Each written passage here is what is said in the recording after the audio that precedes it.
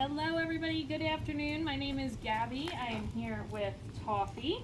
This is Toffee's second week that we are wrapping up here at Paw Forward, and we're just going to go through a little bit of what we've been working on with him this week. Go get it. So right now we are outside. We are outside in a higher distraction environment. So this week we've been working on basics, we've been working on place, we've been working a little bit on meet and greet, and also we've been working around other dogs. So he's been doing a great job. So we're just going to show you a little bit of what he's working on. Right now he's on place. So I'm going to get him off and just show you some sits. Sit. Again. Yes. This is a higher distraction. So there he popped up out of that sit. So I'm going to put him back into that sit. I'm not going to reward him.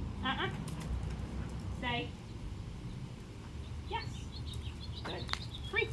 And then I'm going to use that word free to let him know he can get up and walk around. If he gets up before we tell him free, we want to make sure we put him back into that position. We're not rewarding him for going back into that position. And then once he's able to successfully stay, then you can reward and free him. Okay? So this is a lot harder than working inside the barn. There's a lot going on.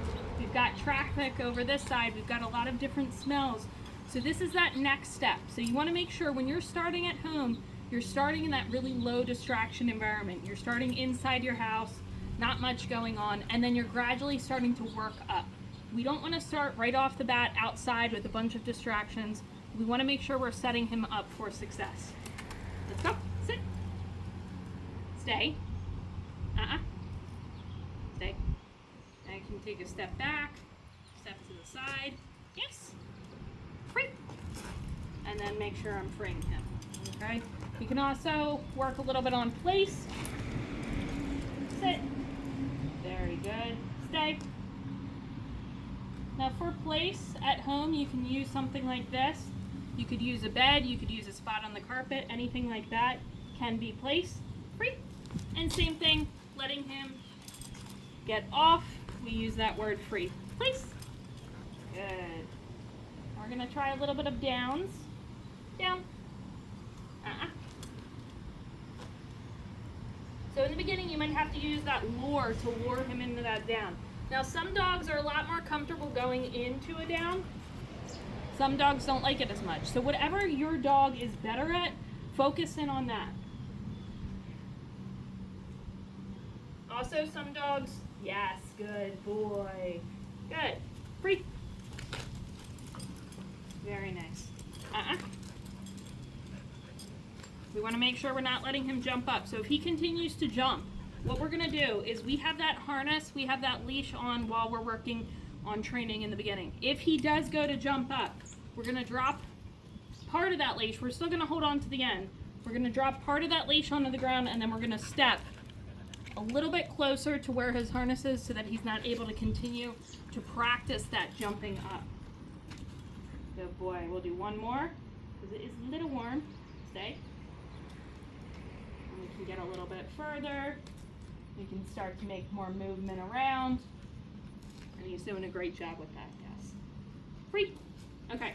So the last thing we're going to show you is meet and greet. We're going to pause this real quick, set up the camera so that you're able to see our meet and greet. Okay. Okay. So we're back. Now we have a guest. And what we're going to do is show you a little bit of meet and greet, okay? So there's two different ways that we do meet and greet. First way is having him sit and the guests come up and say hi. Second way is having him go up and say hi to the guests. Now one thing I want to mention with meet and greet, we want to make sure that we're never forcing our dog to go up and say hi to someone. If they don't want to say hi, they don't have to say hi. We're not going to make them, okay? Now, he's a very friendly dog, so he does tend to want to say hi. So what we're going to do, first way, is have him sit, stay, and then we're going to have, while he's sitting and staying, we're going to have our guests walk up, get within a couple feet, stop. Okay, and now we're going to have him go and say hi. So in the beginning, what you're going to do is you're going to use a food lure, and you're going to say, go say hi. You're going to lure him so that your guest can reach down, give a couple pets. Let's go. And then you're going to walk him away so that he's not turning and jumping up. Now the reason, again, we are walking him away before she removes her hands is because a lot of times dogs don't want the pets to end, so they'll turn and they'll jump up. So we're trying to prevent that from happening. The second way is walking up to your guest. Okay, so now we're gonna walk up. Let's go. Now we don't want him pulling ahead. So if he pulls, we're gonna have him come back. Now it's a little hard out here because there are more distractions. Good. Ready? Let's go. Then we're gonna have him stop, sit, go say hi. Same thing. Couple of pets on the side. Let's go.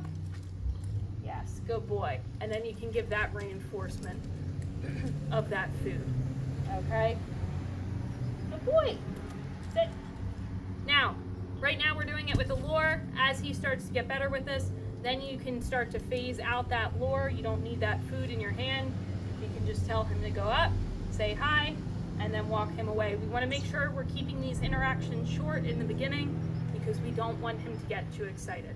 But he's doing a great job wrapping up his second week here with us at Best Paw Forward, and we will see you again next week. Let us know if you have any questions. Good job, bud.